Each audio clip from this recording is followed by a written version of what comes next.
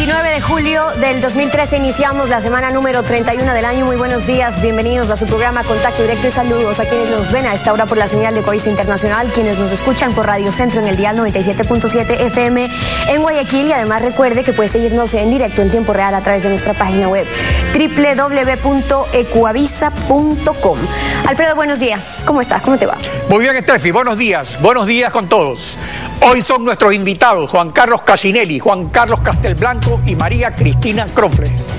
Con Juan Carlos Casinelli, asambleísta de Alianza País por Guayas del Distrito 3 de Guayaquil. La ley reformatoria, la ley de tenencia de tierras en varios cantones del Guayas. ¿Por qué se demoró la reforma? ¿Cuál fue la falla de la ley? Y el tema de las reelecciones indefinidas lo vamos a examinar. También hoy están en nuestros estudios Juan Carlos Castelblanco, el presidente del Consejo Ecuatoriano de Laicos Católicos. El mensaje del Papa para la juventud y los católicos de Latinoamérica. Una iglesia en las calles. Cero tolerancia al consumo de drogas ilícitas. Y el evangelio que deben llevar los católicos en su diario vivir. Lo conversaremos. Y además, hoy es nuestra invitada María Cristina Cronfle, asambleísta por Guayas de la Alianza Lista 6, Madera de Guerrero, Distrito 2 de Guayaquil. La reforma a la ley de tenencia de tierras en la provincia del Guayas, las reelecciones indefinidas y las promesas estancadas sobre el puerto de aguas profundas de Guayaquil. Lo vamos a revisar. La actualidad, los protagonistas, el análisis y la información en Contacto Directo.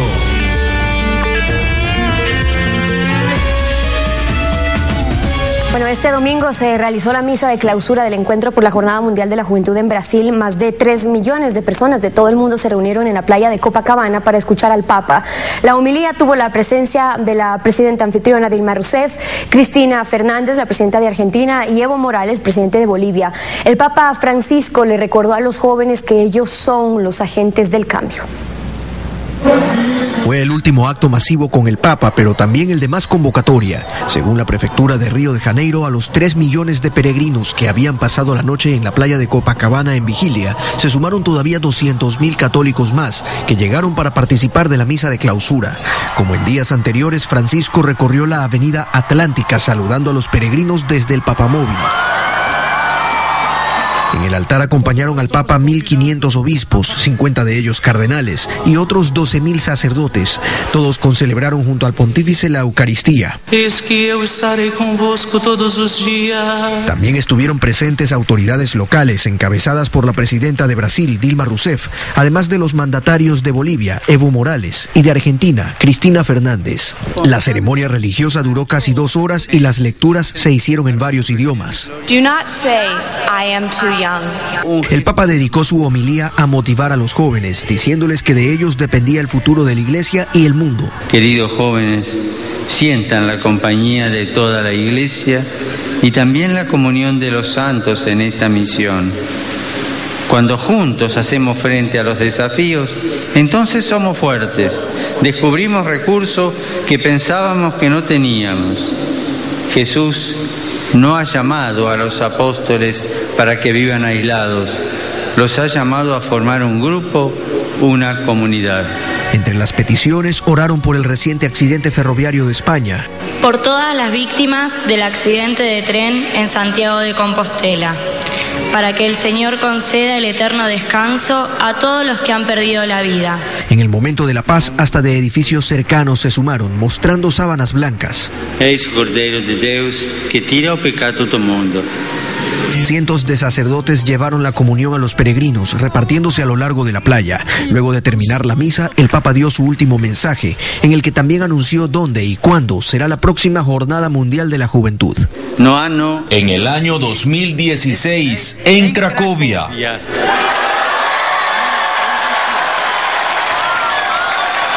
En Polonia.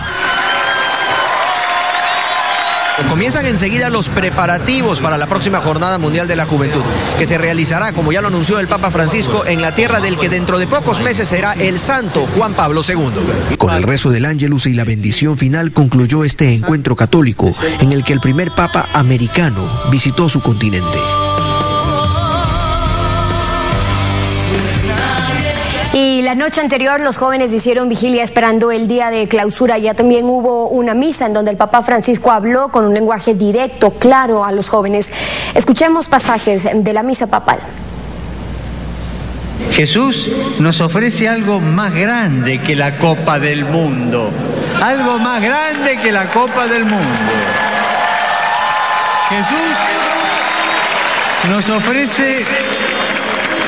Jesús nos ofrece la posibilidad de una vida fecunda, de una vida feliz y también un futuro con Él que no tendrá fin allá en la vida eterna. Es lo que nos ofrece Jesús. Pero nos pide que paguemos la entrada.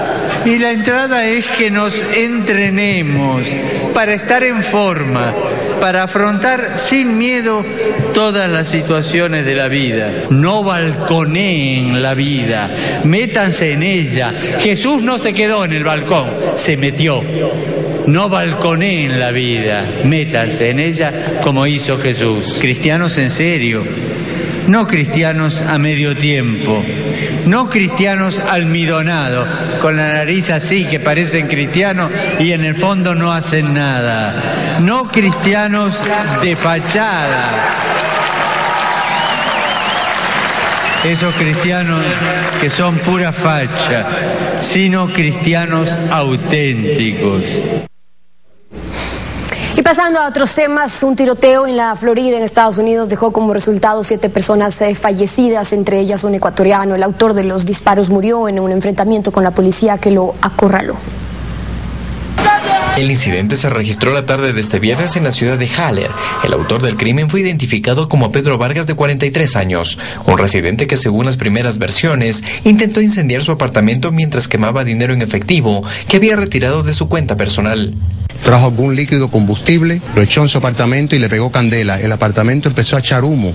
Los gerentes del edificio, una pareja mayor de apellido Pisciotti, corrieron arriba pensando que había peligro, cuidando el edificio que ellos atendían. Cuando tocaron en la puerta para tratar de ver si había alguien adentro del apartamento, el señor Vargas abrió y les disparó a los dos, matándolos. Los hijos de la pareja asesinada aún están sorprendidos por lo ocurrido. Mi papá tenía 80 años, ella tenía 69 años. Una persona desarmada que le va a atacar por la espalda a unos señores, pues ya de esa edad. Yo escuché cerca de 15 o 20 disparos y cuando salí, mis vecinos gritaban porque a mis padres les dispararon. Luego de esto salió de su apartamento y por el balcón del 4º piso disparó a la calle. En ese momento terminaba de estacionar su vehículo Carlos Gavilanes, de 33 años, de padres ecuatorianos, quien venía retirando a su hijo de las clases de boxeo. Al escuchar los disparos, le pidió al pequeño que se pusiera a salvo. Mientras Gavilanes corría, uno de los proyectiles lo alcanzó, causándole la muerte. La estela de terror continuó un piso más abajo. Vargas ingresó de manera violenta a un apartamento y asesinó a 3 personas de una misma familia. Tras cometer el crimen, el asesino realizó disparos al aire y se ocultó en otro apartamento, tomando como rehenes a 2 personas. Luego de las fallidas negociaciones con la policía, los uniformados ingresaron abruptamente al lugar. Producto del enfrentamiento, Vargas fue baleado la madrugada de este sábado, mientras que los 2 rehenes fueron rescatados con vida. Los legisladores de Alianza País por Guayas han presentado un proyecto de ley para legalizar la tenencia de tierras a favor de moradores y posesionarios de predios en los cantones Guayaquil, San Borondón y El Triunfo, que beneficia a aproximadamente 16.000 familias en Monte Sinaí, Cantón Guayaquil, según información proporcionada por la Secretaría Técnica de Prevención de Asentamientos Humanos Irregulares. Juan Carlos Casinelli, asambleísta de Alianza País por Guayas, es nuestro invitado. Buenos días, bienvenido a Contacto Directo. Buenos días, señor Pinorote. La tesis 0 invasiones es una tesis responsable y es de la autoridad de Alianza País. Ahora, en los considerandos del proyecto se recuerda que la ley de legalización de la tenencia de tierras a favor de los moradores y posesionarios de predios que se encuentran en la circunscripción de los cantones Guayaquil, San Borondón y El Triunfo fue publicada en el registro oficial 183 de 3 de octubre del 2007 y su reforma fue publicada en el registro oficial 359 de 10 de enero del 2011, y que en aplicación de las anunciadas reformas de legalización de la tenencia de tierras se evidencian errores técnicos, lo que genera confusión sobre la obligatoriedad de que el municipio de Guayaquil venda, adjudique y legalice la tenencia de los terrenos a los actuales posesionarios de los predios ubicados dentro del sector denominado Monte Sinaí, al no existir concordancia en los linderos. Esto consta en el proyecto de ley. Este no es un problema nuevo. Ahora, ¿por qué se demoraron tanto tiempo en presentar el proyecto? ¿Por qué entra esto en la coyuntura electoral? Sí, muchas gracias por la entrevista. No es que se demora mucho tiempo en presentar el proyecto, pero había que tomar algunas medidas previas a presentar el proyecto.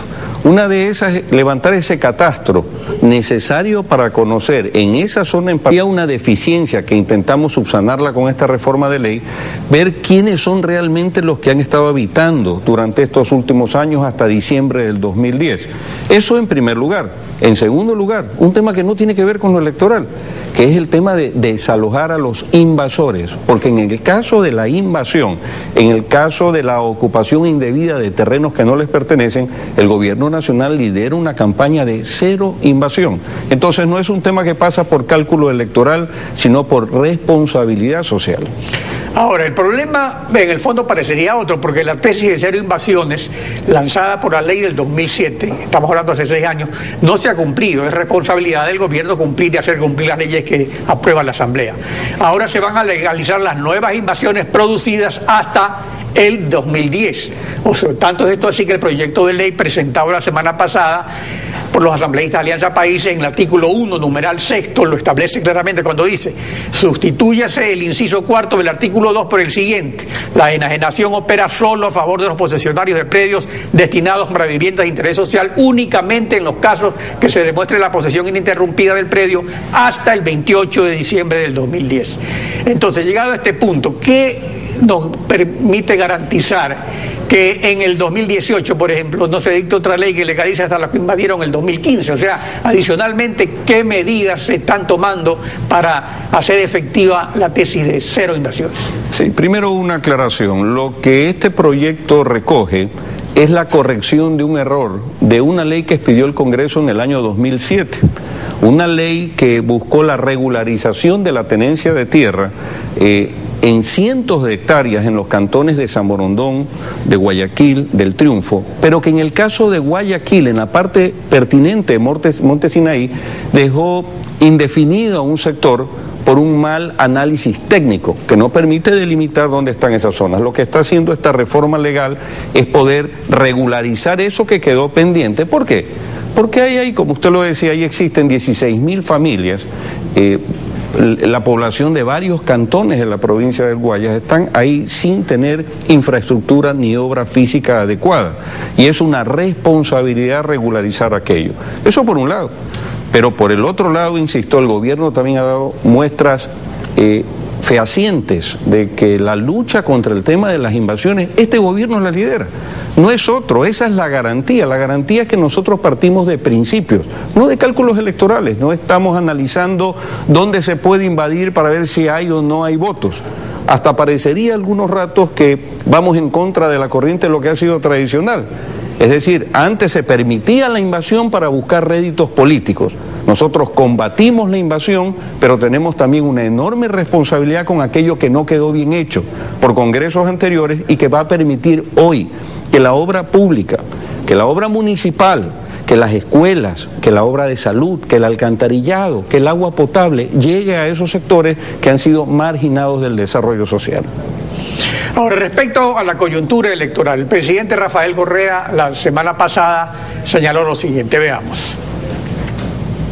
El alcalde, contradiciendo su palabra, se lanzará a la reelección después de 14 años como burgomaestre. No es la mejor carta de la derecha, es la única carta que le queda a la derecha. Pretenden tener una misma persona 18 años en su cargo y 26 años al mismo partido político. Se impone un relevo generacional, basta de los mismos de siempre. ¿Qué tal si Alianza País hiciera lo mismo para la presidencia? Si con el 74% que tenemos en la Asamblea Nacional reformáramos la Constitución para poner reelección indefinida. Pero no se preocupen, la juventud, las nuevas generaciones, las mujeres de Guayaquil y de la patria derrotarán a las figuras del pasado. Bueno, este es un pronunciamiento presidencial muy importante. Y aquí hay dos puntos, ¿no?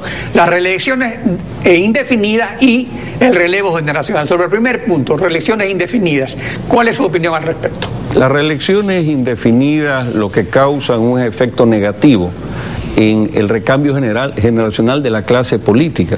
Cuando usted tiene una persona 14, 18 años, 20 años en un gobierno, usted va privándole a nuevas generaciones, valga la redundancia, de poder acceder no solamente en la participación política desde las bases, sino ir escalando posicionamientos que les permitan trasladar ideas nuevas, innovadoras, dentro de cualquier estamento que tenga que ver con lo público.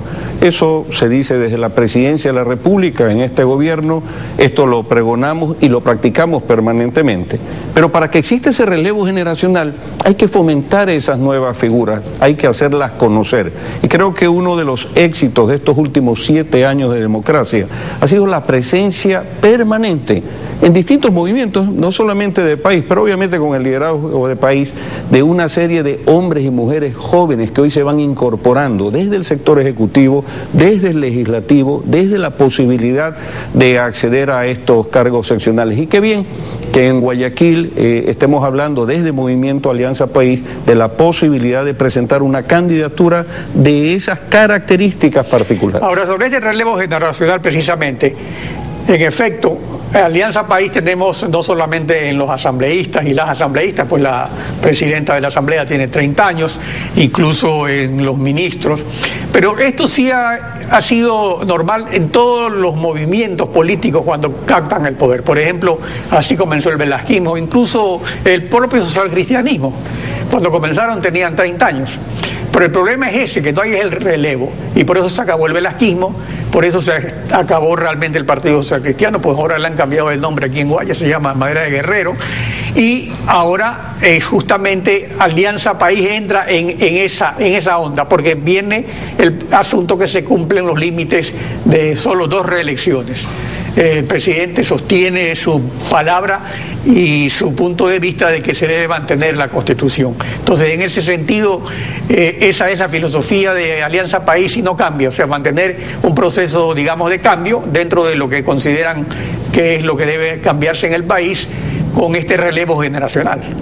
Nosotros apostamos desde país fuertemente a este recambio y no lo hacemos como un enunciado, ni tampoco lo enfocamos únicamente en la posibilidad de que vayan candidatos hombres y mujeres jóvenes, profesionales jóvenes además, sino también cuando revisamos toda la reforma que se hace en el sistema educativo, es precisamente apuntando que después de 3, 4, 5, 6 años empiecen a incorporarse en el quehacer político, en el público del país, enormes filas de profesionales debidamente capacitados que vienen de esa juventud. El joven de por sí tiene un espíritu revolucionario, de cambio, de volver a evolucionar, de hacer mejor las cosas y obviamente con mejores ideas. Fíjese usted, yo leía ayer que en algún cantón del Guayas el tema del internet, por ejemplo, que es algo elemental, que es algo moderno, que es algo contemporáneo, ya se empieza a incorporar en determinados parques de distintos cantones. En Guayaquil todavía no se da, por ejemplo, eso. Esos son los cambios de mentalidad que se requieren con nuevas generaciones que impulsen procesos totalmente novedosos, creativos. Y es eso lo que impulsa Movimiento Alianza País en todas sus candidaturas y en todos sus posicionamientos, insisto, ahora, en el Ejecutivo y en el Legislativo. Y al relevo generacional, que es esencial en toda democracia verdadera. ¿Va la candidatura de la gobernadora para la alcaldía? No se ha definido todavía porque nosotros tenemos una estructura que nos lleva en la última línea a las convenciones provinciales, cantonales, parroquiales. El Movimiento Alianza País, una de sus mayores fortalezas es la organización, y esa organización es permanente. Sin embargo, el nombre de Viviana Bonilla, el nombre de María Duarte, el nombre de Rolando Panchana, el nombre de otros compañeros y compañeras están siendo evaluados previa a esa convención, pero obviamente Viviana es una posibilidad cierta, ¿no? Ahora, el problema de fondo realmente es el modelo de gestión. Y se le critica a Alianza País que en algunas cosas ha repetido ciertos vicios de la partidocracia. Sin embargo, en el discurso se señalan otras cosas y el presidente, por ejemplo, es muy crítico sobre el modelo de gestión del alcalde Nebot. Ahora el alcalde Nebot se defiende. Veamos lo que dijeron ambos hace pocos días aquí en Guayaquil sobre ese modelo de gestión de la ciudad. El extremo de la inequidad a nivel mundial se concentraba en Guayaquil. Las mayores fortunas junto a las miserias más inhumanas. La opulencia más insultante frente a la miseria más indignante. Ese fue el supuesto modelo exitoso. Esto va a cambiar. Se impone un trabajo de equipo con el gobierno nacional para que Guayaquil avance al ritmo al cual está avanzando la patria entera. Nadie hacía vivienda de interés social. Nunca la prometimos. Vamos para 35.000 viviendas. Hoy en miles de cuadras han sido transformadas con pavimento, alcantarillado, agua potable, aceras y bordillos. Se acaba el alcantarillado. Hoy todos tienen agua potable por tubería y el alcantarillado al que hemos incorporado 800.000 personas en 5 años lo concluimos el 2014. Medicación, operaciones, análisis gratuitos con cariño y eficiencia para 500.000 ecuatorianos pobres cada año. Libros gratuitos, computadoras, laboratorios de inglés, colegios transformados, escuelas transformadas, becas de amparo para los huérfanos, planes de estímulo para la excelencia. Con ciudadanos, si eso no es obra social y redentora, ¿qué carajo es? Ríanse y desprecien a los que dicen lo contrario. Esto no es publicidad barata, mentirosa y pagada con los dineros del pueblo. Esto es realidad que se vive, que se siente y se disfruta, que dignifica a los pobres de Guayaquil. A tener una campaña electoral muy movida, lo cual es bueno para la democracia porque se deben discutir justamente las tesis de ambos lados. ¿Es el municipio de Guayaquil el último reducto que le falta captar a Alianza País? El municipio de Guayaquil para Alianza País es importante no en la medida de tratarse de un reducto, sino lo que acaba de decir el presidente de la República, la necesidad de que el municipio trabaje junto con el gobierno para el desarrollo de la ciudad de Guayaquil. Yo escuchaba del alcalde Nebot unas expresiones hace unos días que creo que pasaban por la soberbia, donde decía que él no iba a solicitar $1 a nadie, que no iba a pedir absolutamente nada a nadie, sino que iba a hacer lo que tenía que hacer. Una de las cosas que se tienen que hacer desde una administración responsable es conversar con el Ejecutivo para buscar proyectos realmente emblemáticos para la ciudad. Todos queremos un Guayaquil justo, equitativo, socialmente incorporando a las distintas generaciones que van habitando nuestra ciudad. Y para eso necesitamos discutir entre todos y despojarnos de algunas vanidades personales y buscar, obviamente, siempre ese bienestar. No veo en el discurso del alcalde, por ejemplo, tendiente a una reelección, una nueva motivación. Veo otra vez el insulto, veo en un momento dado la especificación de la obra social. Sin embargo, inauguramos piletas, carecemos de agua potable en las casas, hablamos de alcantarillados en un sector, pero no tenemos un plan integral que se visibilice. Si se piensa que eso no es así, entonces que se vaya a visitar todo el sector periférico de la ciudad de Guayaquil, o se vayan a visitar las parroquias rurales, que se vaya a Puná, que se vaya a Pozorja, y ahí se va a dar cuenta uno claramente que el modelo ese exitoso al cual se hace referencia y con el cual se basa una nueva campaña, realmente ha sido un modelo que ha permitido que un gran sector social se quede marginado. Si el alcalde de Guayaquil en su nueva propuesta impulsa un cambio, aquello positivo, pues yo pienso en mi ciudad, pero obviamente se tiene que trabajar de la mano del gobierno y ahí sí Alianza País va a buscar junto con la ciudadanía esa opción de esa alcaldía para hacer el cambio definitivamente que Guayaquil requiere frente a las próximas décadas, en conjunto con ese nuevo plan de gobierno integral que está viviendo el país y que permite un desarrollo sustentable. Cuidado, Guayaquil se empieza a quedar por una falta de acción coordinada que debe existir entre autoridades. Eso va más allá de lo político. Claro, lo que pasa es que esa acción coordinada de las autoridades también depende del uno y del otro. En todo caso, vamos a ver qué ocurre con las elecciones. Juan Carlos Casinelli, gracias por su participación en Contacto Directo. Muchas gracias. Estefi. Son las 7 de la mañana con 20 minutos. En instantes vamos a estar con Juan Carlos Castelblanco, el presidente del Consejo Ecuatoriano de Laicos Católicos. El mensaje del Papa para la juventud latinoamericana, el poder del Evangelio y una iglesia en las calles. Regresamos con eso, quédese en nuestra sintonía. La mediocridad posiblemente consiste en estar delante de la grandeza y no darse cuenta, lo dijo Gilbert K. Chesterton, escritor británico.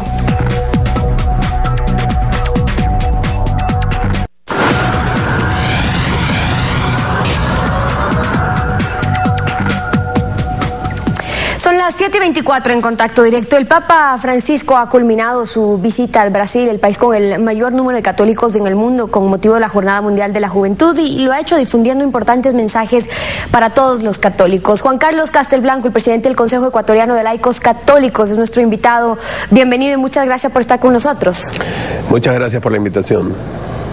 Repasemos algunos de los mensajes del Papa Francisco en la Catedral de Río de Janeiro, dirigiéndose a unos 5.000 argentinos allí presentes. Les dijo lo siguiente. Como consecuencia de la Jornada de la Juventud, espero lío. Que acá adentro va a haber lío, va a haber. Que acá en Río va a haber lío, va a haber. Pero quiero lío en las diócesis. Quiero que se salga afuera. Quiero que la iglesia salga a la calle. Quiero que nos defendamos de todo lo que sea mundanidad, de lo que sea instalación, de lo que sea comodidad, de lo que sea clericalismo, de lo que sea estar encerrados en nosotros mismos. Las parroquias, los colegios, las instituciones son para salir. Si no salen, se convierten en una ONG. Y la iglesia no puede ser una ONG. Una iglesia en las calles que no esté encerrada en el clericalismo, ¿qué significa para los laicos de este mandato papal? Bueno, lo primero que significa, que es muy interesante, es que la iglesia no la componen específicamente el clero, los sacerdotes, los obispos, sino que somos todos. Y esa debe ser una iglesia de puertas abiertas. Lo que nos está pidiendo el Papa ahora es la ratificación de lo que se viene hablando en Latinoamérica desde hace unos 4 o 5 años, especialmente con el legado de Aparecida, del encuentro del CELAM, de todo el Consejo del Episcopado Latinoamericano, que nos llama a la nueva evangelización. Nos llama a que seamos discípulos y misioneros. ¿Qué significa esto? Significa ser discípulos de Cristo, seguidores de Él, ser los que estamos junto a Él y los tratamos de imitar. Pero debemos ser misioneros, debemos ir en la búsqueda de los demás hermanos, debemos ir en la búsqueda de los más necesitados. No debe haber nadie que no pueda conocer el Evangelio porque nos hemos quedado nosotros en nuestra área de confort. Y hoy el Papa nos da un mensaje particular a cada uno, porque comenzó a llamarlo a ti, para que salgamos a evangelizar, que salgamos a buscar a todo el que necesita y llevemos el mensaje de Cristo, el mensaje de amor, de paz, de caridad, de misericordia a todos los católicos y a todos los no católicos en el mundo. Y hacer lío en las diócesis, como decía el Papa, implica también la acción de los laicos cuando las jerarquías eclesiásticas optan por la comodidad o la indiferencia. Bueno, entender de que no dependemos de la jerarquía de la iglesia para salir a hacer lo que debemos hacer. Cristo no dijo, les pido que vayan a evangelizar. Él dijo, vayan a evangelizar. Ayer en la misa de envío, el Papa Francisco nos decía 3 palabras. La más importante, vayan. No dijo, si quieren vayan y háganlo, no, vayan. La segunda que nos dijo fue, sin miedo, no tengan miedo. Y eso significa no respetar las estructuras que nos puedan limitar en esta evangelización. Y la tercera, a servir. Tenemos que salir al servicio de todos los hermanos, de todos nuestros hermanos en todo el mundo. El Papa Francisco también se refirió a temas muy concretos que hoy mismo convocan la atención de los ecuatorianos, el problema de las drogas, por ejemplo. Escuchemos lo que dijo al respecto. Non è deixando libre o uso das drogas, como se discute en varias partes de América Latina, que se conseguirá reducir a difusión y a influencia de la dependencia química. ¿Qué dice usted sobre eso en el contexto en el que se lo discute también en nuestro país? Bueno, hemos tenido una posición clara ante la opinión pública en donde decimos que no estamos de acuerdo con promover el consumo a través de cualquiera de las políticas. Hay que trabajar en la prevención y es lo que nos dice la Constitución.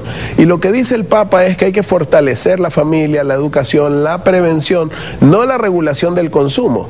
No hay que castigar al consumidor, hay que evitar el consumo. Y ese es un trabajo que se debe hacer desde las más altas esferas con las políticas públicas, pero también trabajando en la educación, fortaleciendo la familia para que se pueda evitar. Así también pensar que todos estos elementos pueden llevar a una serie de inseguridades jurídicas. ¿Qué pasaría para que se permita el consumo? Entonces, ¿cómo se permitiría toda la red de abastecimiento de este consumo? ¿Cómo se regula la tenencia? ¿Cómo se regula la administración, la siembra? Todo el proceso. Entonces, no es así como sentimos. Hay que fortalecer la familia, que es uno de los mensajes más fuertes que ha dado el Papa, fortalecer la vida y trabajar desde la raíz y no en las consecuencias. Ayer en la playa de Copacabana, ante unos 3 millones de personas, el Papa Francisco formuló esta convocatoria. Escuchemos. Cuando Dios envía al profeta Jeremías, le da el poder para arrancar y arrasar, para destruir y demoler, para reedificar y plantar. También es así para ustedes. Llevar el Evangelio es llevar la fuerza de Dios para arrancar y arrasar el mal y la violencia, para destruir y demoler las barreras del egoísmo, la intolerancia y el odio, para edificar un mundo nuevo. Queridos jóvenes, Jesucristo cuenta con ustedes. La Iglesia cuenta con ustedes. El Papa cuenta con ustedes. Este llamado a evangelizar en todos los católicos, ¿qué inspira? ¿Qué sugiere? Bueno, uno vuelve a escuchar y otra vez vuelve a ponerse la piel de gallina escuchando a este hombre tan maravilloso, a nuestro pastor preocupado por los detalles más pequeños. ¿A qué inspira? Inspira a salir a la acción, entendiendo de que nosotros somos responsables del cambio, entendiendo de que hoy la iglesia es una iglesia viva, una iglesia que ha pasado de tener en el año 2011 1 millón de personas en el encuentro con el Papa. Ayer teníamos más de 3 millones de personas en la playa de Copacabana. Las vistas aéreas de la cantidad de gente mostraban que no había espacio en la playa ya para poder recibir algo inédito en ese país. ¿A qué nos llama? Nos llama a salir, a evangelizar, a ir sin miedo, y que los jóvenes tienen un rol protagónico en este campo. Hablaba también el Papa en esa misa de la importancia que tienen los que manejan las pastorales juveniles, los sacerdotes que trabajan en los movimientos, de apoyar, de incentivar. Toda la estructura de la jerarquía de la iglesia debe apoyar, porque el máximo líder y las organizaciones deben ser lo que son sus líderes, están llamadas a darle el apoyo a los jóvenes para que salgan en esta nueva evangelización. El joven quiere ser un protagonista de la historia, y eso es a lo que nos está llamando el Papa, sin miedo, pero al servicio. No es a protagonismo, es a servir. La Iglesia Católica ha venido enfrentando un periodo de crisis en la Curia Vaticana, en el no aumento de católicos. El liderazgo del Papa no es suficiente. ¿Cuál es el rol de los laicos dentro del contexto que estamos viviendo? Bueno, como decía al principio, que los laicos somos la iglesia. La iglesia no son las estructuras jerárquicas solamente. Somos los laicos y somos numéricamente muchísimos más. Y hoy estamos llamados. La iglesia ha dado una muestra pública de la cantidad de católicos que están creciendo.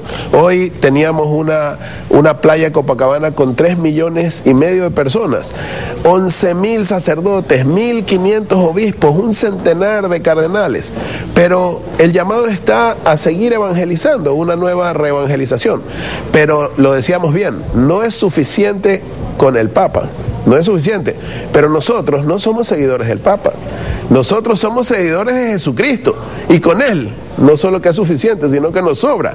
Así que estamos confiados de que la iglesia está pasando por un periodo de cambio necesario para volver a analizar los tiempos. Hay que reactualizar todo el mensaje, pero todo está basado en el inicio. El mensaje del Papa ayer de la misa partía del mandato de Jesucristo. Entonces es un mensaje que tiene 2000 años y no se ha caducado. Es un mensaje actual, es un mensaje que nos llama, pero que tenemos que abrir los oídos. Tenemos que olvidarnos ídolos, de los dioses mundanos. Tenemos que dejar de licuar la fe, como decía el Papa, y tenemos que creernos esto, que es que con Jesucristo lo podemos todo, con Cristo todo, sin Él no tenemos nada. Entonces ese es el llamado es a salir de nuestras áreas de comodidad, de nuestras áreas de confort, a dejar de vivir hacia adentro solamente, sino que entender que el hermano nos está esperando y que nos está esperando para que le llevemos a Cristo, como dijo el Papa en el inicio de la JMJ, dijo, no tengo oro ni plata, pero lo que tengo se los he traído, es a Jesucristo. Y ese es el llamado al que estamos todos los laicos desafiados en este momento. La posición de Juan Carlos Castelblanco, el presidente del Consejo de Laicos Católicos del Ecuador. Gracias por acompañarnos hoy aquí. Muchas gracias por la invitación. Son las 7 de la mañana con 34 minutos, tiempo de hacer una pausa y cuando regresemos, María Cristina Cronfle, asambleísta por Guayas de la Alianza Lista 6 Madera de Guerrero, Distrito 2 de Guayaquil, la regularización de la tenencia de tierras en Guayas, las reelecciones indefinidas y el puerto de aguas profundas de Guayaquil con promesas estancadas. Lo analizamos al volver, quédese con nosotros. Es más contagiosa la mediocridad que el talento. Lo dijo José Ingenieros, filósofo y psicólogo argentino.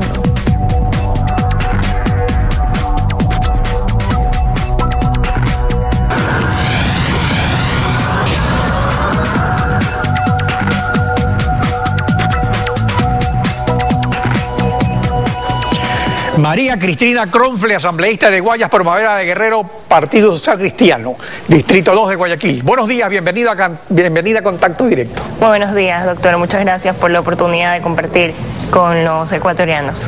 A ver, comencemos con la legalización de los asentamientos poblacionales en Monte Sinaí. El presidente Rafael Correa al respecto señaló lo siguiente. Veamos lo que dijo el presidente.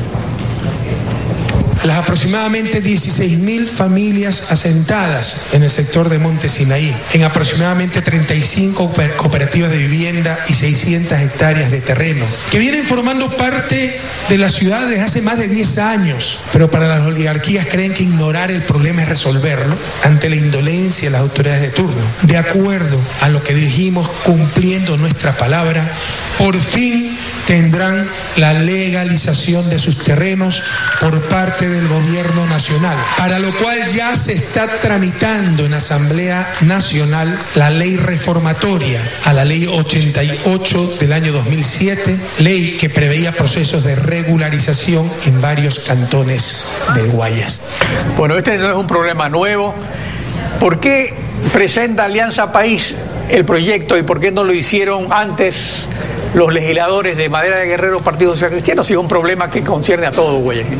Bueno, justamente yo le traía aquí las firmas de los asambleístas que firmaron el proyecto. Me habría encantado que me inviten a firmar este proyecto. A todo Madera de Guerrero nos hubiese gustado firmar este proyecto. Estoy segura que vamos a apoyarlo, así también lo ha manifestado el alcalde Jaime Nebot. Y sobre todo nos congratula, doctor, que el presidente de la República, los asambleístas de Alianza País, se hayan dado cuenta que era una falencia de la ley 88 en el 2007, quienes estaban en la asamblea, ¿no? También hay que calcular quienes estaban presentes como asambleístas en esa asamblea que hizo la ley 88. En todo caso, congratula el que se hayan dado cuenta que era un vacío que había respecto a esta ley, con la cual el municipio de Guayaquil no podía arrogarse funciones que no le correspondían. Estas tierras pertenecían al Estado. Es tanto así que quien desalojó a los pobladores en Monte Sinaí no fue el municipio de Guayaquil, sino el gobierno nacional a través de las Fuerzas Armadas. Realmente yo lamento mucho que las Fuerzas Armadas se haya visto obligada a cumplir esta tarea dura, ¿no? ¿Pero ustedes están de acuerdo o no con la tesis de las 0 invasiones? Porque las Fuerzas Armadas tuvo que hacer el desalojo, pero había un límite de que no se puede invadir tierras ajenas. Doctor, yo creo que cuando uno observa la política de manera inhumana, la observa de manera errónea. Tenemos que tomar en cuenta que las invasiones, los asentamientos irregulares, asentamientos humanos irregulares, precisamente se dan en Guayaquil porque alcaldes y prefectos de otras ciudades y provincias respectivamente no hacen bien su trabajo de brindar mejores días, mejores condiciones de vida, servicios básicos, regularización de la tierra, etcétera, para los pobladores de su ciudad. Entonces, lógicamente, los ecuatorianos de otras zonas del Ecuador buscan como alternativa de progreso y bienestar a Guayaquil. No es casual que así sea.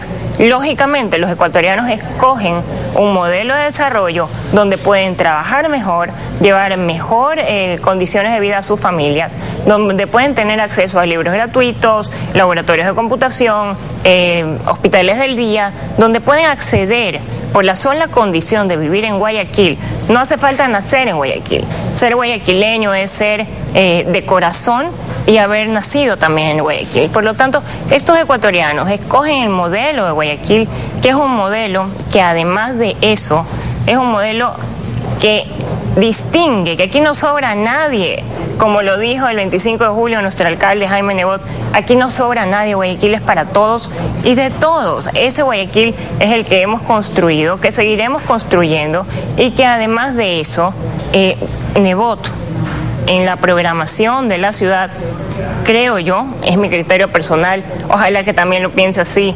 el 9 de octubre y que me está escuchando, espero que también lo piense así, es el que mejor va a efectuar esta ley, la reformatoria de la ley 88.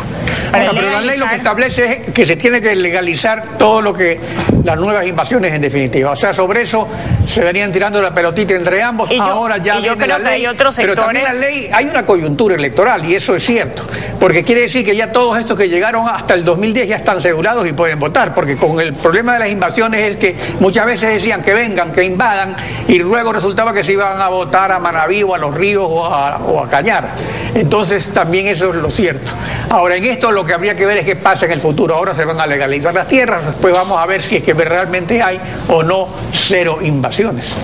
Bueno, para votar aquí en Guayaquil no hace falta tener un terreno a nombre de ellos, pero en todo caso, en efecto, como usted indica, muchos ecuatorianos toman como oportunidad de viajar a sus provincias la época electoral, el día de las elecciones. Sin embargo, de eso hay otros sectores, mi querido doctor, que creo yo también que deben ser incluidos en esta reforma. Este es mi criterio personal. Bueno, por eso lo pueden proponer en la discusión del proyecto. Pero espero yo, doctor, que esta reforma no sea un condicionamiento político para los moradores de Montesinay. En caso de que no acojan el criterio de inclusión de otros sectores en esta reforma por parte de otros asambleístas, de otros sectores políticos, evidencia, tanto así como la firma exclusiva de excluyente, más que exclusiva creo yo, que es una firma excluyente de únicamente los asambleístas de país, pero que habemos guayaquileños, guayacenses, comprometidos con la legalización de las tierras. Bueno, pero esa oportunidad van a tenerla justamente en la discusión de la ley. O sea, es un grupo que presenta la ley tiene que discutirse, se tienen que incorporar nuevas, por supuesto, nuevas ideas si es que son necesarias. Es que no son solamente ideas, ahora, es el cambio fundamental de la vida de miles de familias. Por ejemplo, a mi criterio deberíamos de también incluir parte en el numeral 15 a San Francisco, justamente la ciudadela popular, por supuesto, que se encuentra frente a la penitenciaria San Francisco 1 y 2. Es un lugar donde hay miles y miles de familias, miles y miles de niños que caminan descalzos, justamente porque no... y las condiciones de vida no pueden ir mejorando, justamente porque el paso intermedio entre el asentamiento humano y los servicios básicos es la legalización de la tierra. Entonces, pensemos en estos seres humanos. Ahora, pero dentro de eso, cuando se piensa de los seres humanos, tanto por las condiciones de vida como por las situaciones de violencia, desigualdad, etcétera, lo importante también es el modelo económico, o sea, las alternativas que se brindan. Por eso son las invasiones o la gente que viene a Guayaquil sin invadir, pero que viene a trabajar, a estudiar a Guayaquil. Ahora, aquí hay un asunto interesante. Al inicio de su gobierno, el presidente presidente Correa le negó a la municipalidad la competencia portuaria, que Guayaquil estaba desarrollando el proyecto de aguas profundas en Pozorja, pero este ha sido detenido ya por 6 años. Entre tanto, el concesionario del puerto de Guayaquil ha hecho inversiones, ha hecho mejoras muy importantes. Sin embargo, es urgente dragar el canal de acceso a la terminal para que el puerto de Guayaquil no quede marginado del tráfico internacional que generará el nuevo canal de Panamá. Ahora, el martes pasado le pregunté al alcalde Nebot por qué ha permanecido indiferente ante esta situación de inercia del gobierno. El alcalde dio su respuesta y unos días después, el sábado, también lo hizo el presidente Correa. Veamos lo que dijeron tanto el alcalde Nebot como el presidente Correa respecto a este tema del puerto de aguas profundas de Guayaquil. Por supuesto. Diferenciemos dos cosas. Uno es el puerto marítimo actual. Yo redacté las bases de esa concesión y me preocupé de que frente a una posibilidad de que no se drague el canal de acceso al puerto, existiera una salida. La salida está en el contrato. Al gobierno le corresponde hacer ese dragado. Pero dice, si no lo hace el gobierno, lo tendrá que hacer el concesionario y descontará del canon ese valor. ¿Por qué no lo han hecho? Buena oportunidad para preguntárselo públicamente hoy día. En cuanto al asunto del puerto de aguas profundas, es un puerto privado, el de mejores características sin duda en el Pacífico Sur, es vital para el desarrollo del Ecuador, no solo de Guayaquil y de Pozorja y de toda la región. Se hizo lo correcto. Uno de los inversionistas, el mayor, Maersk, que es una compañía mundialmente muy poderosa, no confía en el Ecuador y tiene que hacer lo que ha decidido hacer. Cuando uno no confía, no debe ser como el perro del hortelano, ¿no? Tiene que irse. Entonces está vendiendo. He recibido aquí 2 visitas de gente de Dubái, muy importante, que prácticamente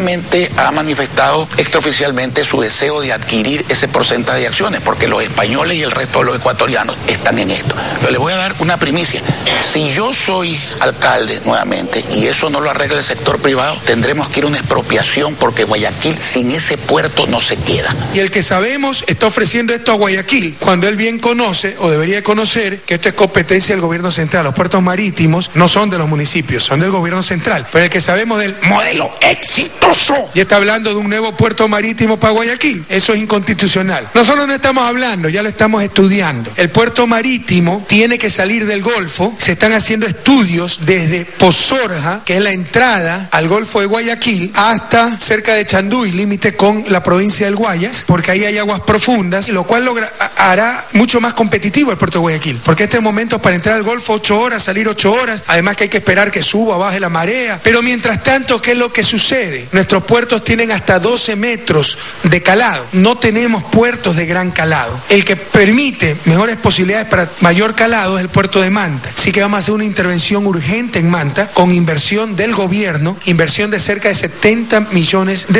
para lograr en los próximos meses un calado de 15 metros y permitir que los más grandes buques del mundo, los llamados post-Panamax, puedan llegar a puertos ecuatorianos. En este momento no pueden llegar a esos puertos ecuatorianos.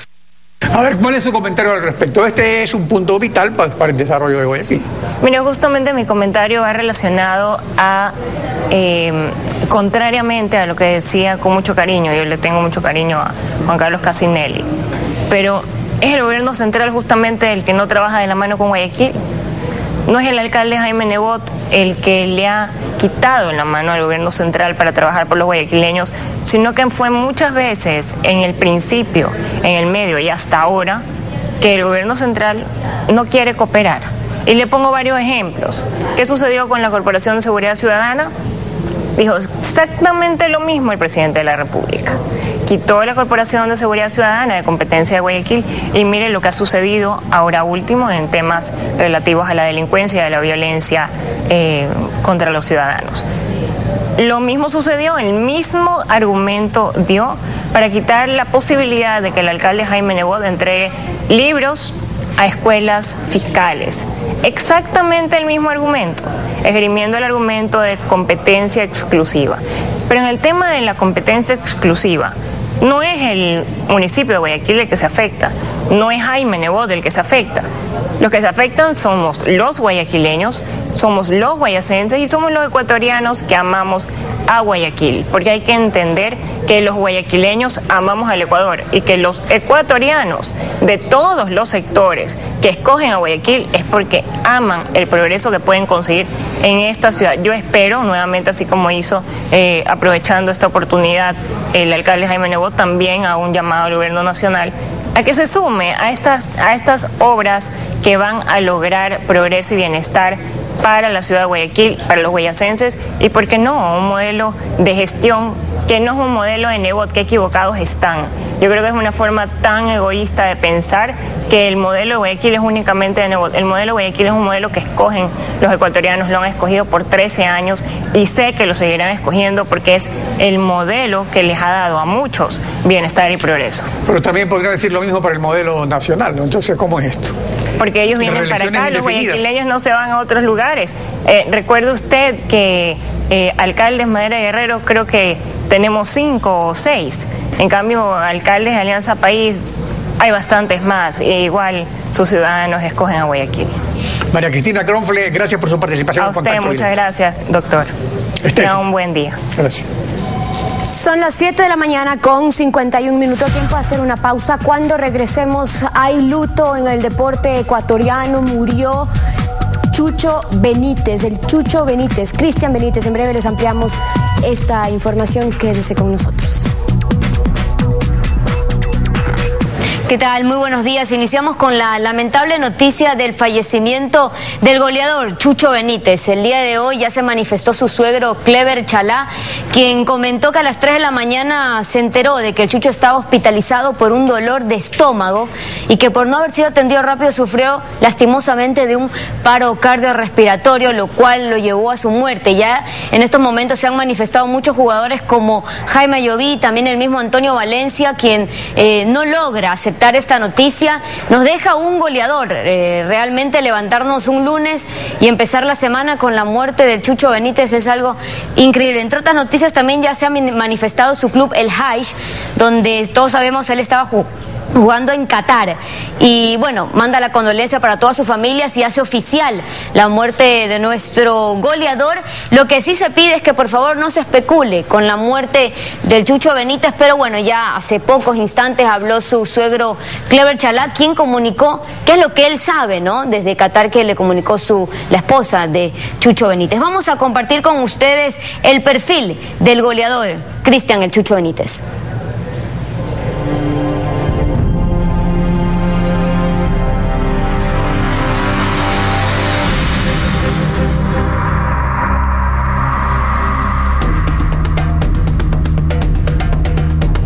Cristian Rogelio Benítez Betancourt es quiteño de nacimiento y a la fecha cuenta con 26 años cumplidos el pasado 1 de mayo.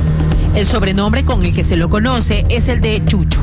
La posición en la que juega es la de delantero y su equipo actual es el Club América de la Liga Mexicana.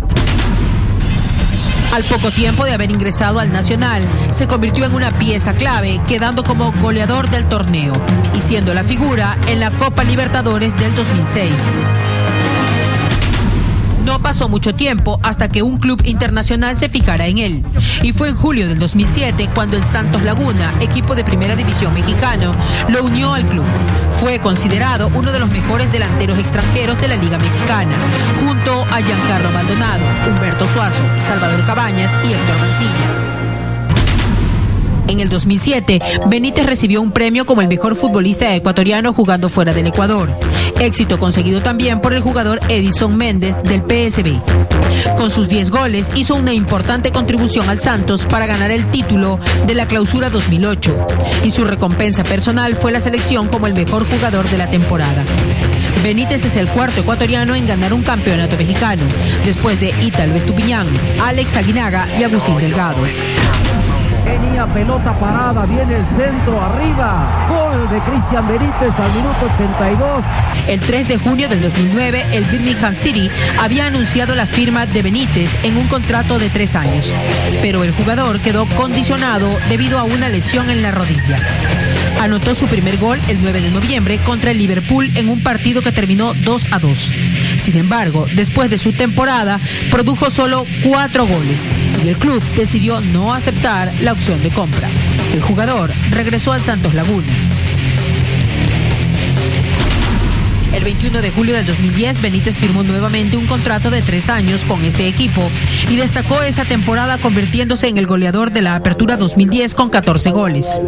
Para el 2011, Benítez no corrió con la misma suerte que la temporada pasada, ya que sufrió de muchas lesiones que no le permitieron jugar. En su regreso, Benítez no logra recuperar su nivel y apenas marca 3 goles en toda la temporada, siendo su equipo eliminado de la liguilla final. A pesar de esto, en las calles de Torreón, los fanáticos lo aclaman. Jorge Benítez, hola, ¿cómo estás? ¿Vas a meter goles por Santos? Sí. Se le gana, Dos goles, Ya está. 2 goles al Monterrey, hay que meterle 2 goles. Claro que sí. Ya es mexicano aquí. Sí, ya es mexicano aquí. Mero, ya. El 22 de mayo del 2011 se da a conocer que es fichado por el América para el Apertura 2011 por la cantidad de $10 millones, la cifra más alta hasta el momento en la historia del fútbol mexicano. El domingo 21 de agosto del 2011, el Chucho anota 3 de los 5 tantos en la goleada de 5-2 contra los rojinegros del Atlas en la cancha del mítico Estadio Azteca. Benítez consiguió el campeonato de goleo individual con 14 goles en la Clausura 2012, junto a Iván Alonso, jugador del Toluca. Junto a la selección nacional participó en Alemania 2006, logrando llegar a octavos de final, siendo la selección sorpresa del certamen. Benítez impresionó con su habilidad y velocidad, tanto que llegó a ser candidato para el premio Gillette al mejor jugador joven de la Copa. Su única aparición fue en la derrota de la Tri ante Alemania, 3-0.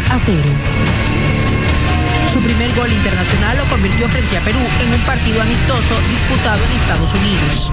El 6 de junio del 2007, Benítez logra convertir otro gol, de nuevo contra Perú en la victoria 2-0 disputada en España. Participó en la Copa América 2007 como delantero estrella de la selección.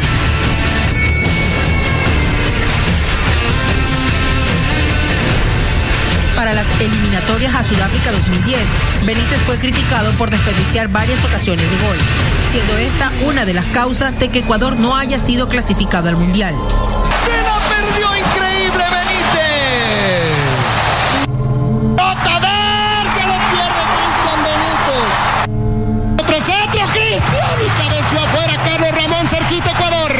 Con la llegada del técnico Reinaldo Rueda, Benítez logra convertirse en el delantero que todos esperábamos. Se viene el Toño, qué peligro, centro para gol Benítez.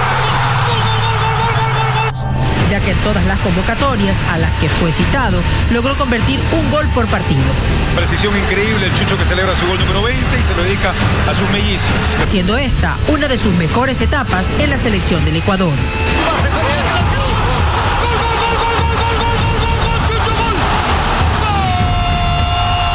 Mónica Carriel, Ecuavisa.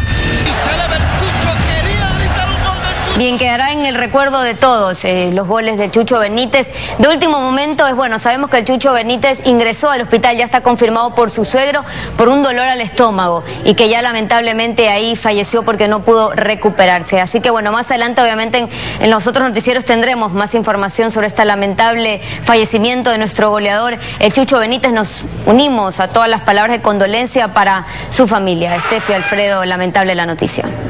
Así es, María Giselle, gracias por esta información. Cerramos así nosotros contacto directo, Alfredo, con esta triste noticia. Sí, pues una noticia muy triste para todos los ecuatorianos, especialmente para su familia, a quienes les damos nuestro más sentido pésame. ¿Cómo no? Hasta mañana.